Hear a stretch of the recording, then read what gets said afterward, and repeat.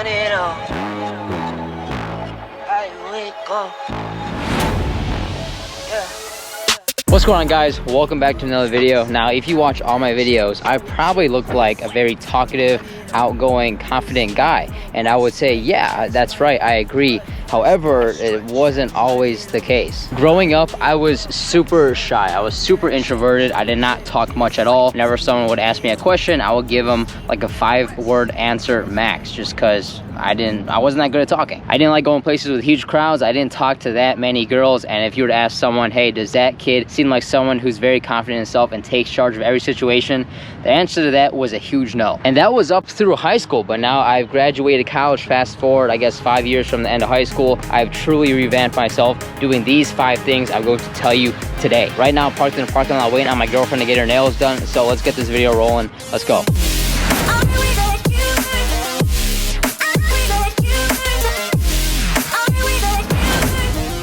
So first of all, think about any high pressure situation, such as going on a first date with a new person, you're doing public speaking in front of a class, it's the championship game of a tournament, or if you're really introverted, going out to a bar or a club with a ton of people in a small area. In these high pressure situations, what happens to your body? You start getting really nervous, right? You start getting tingles down your arms, your chest starts getting tight, you get butterflies in your stomach, and you might even get nauseous if you're really that nervous.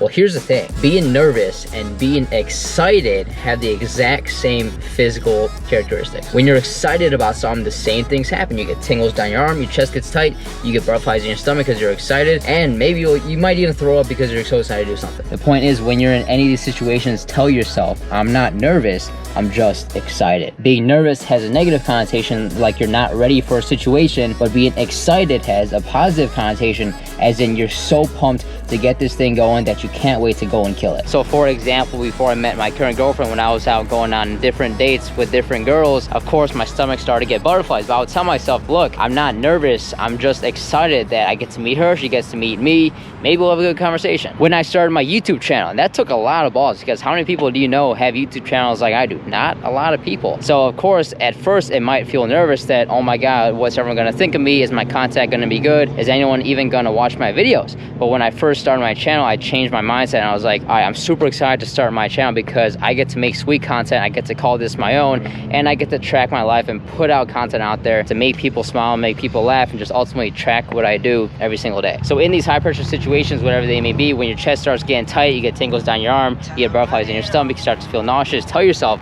I'm not nervous, I'm just really excited. That in itself will automatically make you more confident. I wake up, flex, thumb down now, check, no drip this, wet, tell them run it up, no sleep, no rest, might crash, might wreck, but first I stretch, tell them run it up, I wake up. Go tropical smoothie, the best one you can get, Beach Bum with white chocolate instead of regular chocolate.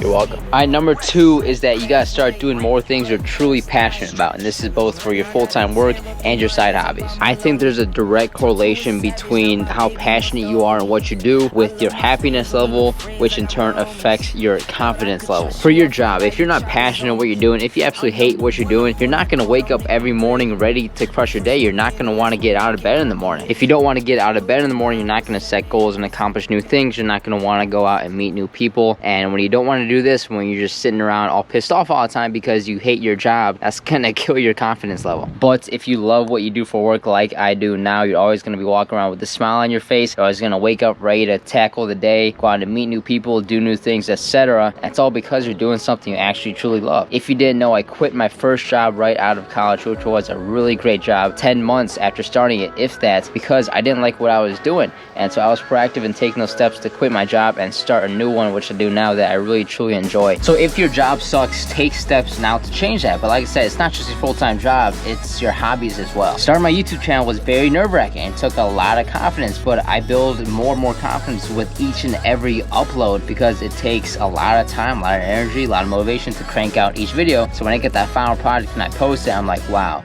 that was awesome. And because I did that, and not a lot of people I know like make YouTube videos like I do, it's just pretty cool. On the side, I also like to do anything involved with soccer. 2 years ago, I was a head JV coach coach and assistant varsity coach at my high school, which was the absolute best time of my life, period. I also like to weightlift. I love to travel. I like to go out and meet new people. I like to go out and have a beer. Like, that truly makes me happy and gives me confidence. Funny enough, right? But it does, and I'm sure you understand what I'm saying. If there's things in your life you're not passionate about, if things in your life suck, take steps to change those things, because they will ultimately result in you being more happy, which will result in you being more confident. Turn to a savage, now my baby wants to hold me. I love my fans, don't need no friends, I got my homies. Thought I could trust you, I find out you tried to zone me.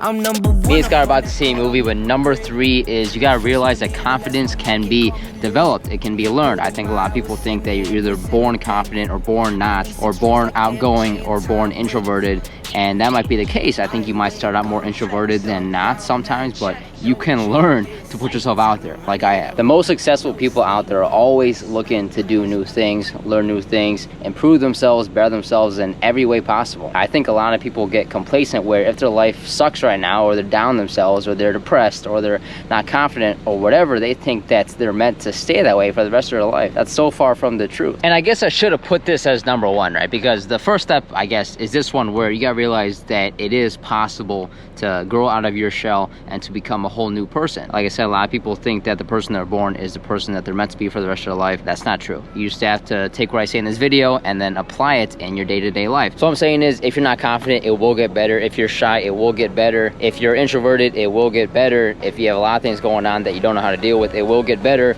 as long as you intentionally put yourself out there and try to get better. If you don't take any steps at all, you're never going to reach your full potential, and you're never going to accomplish all the goals that you want to set for yourself.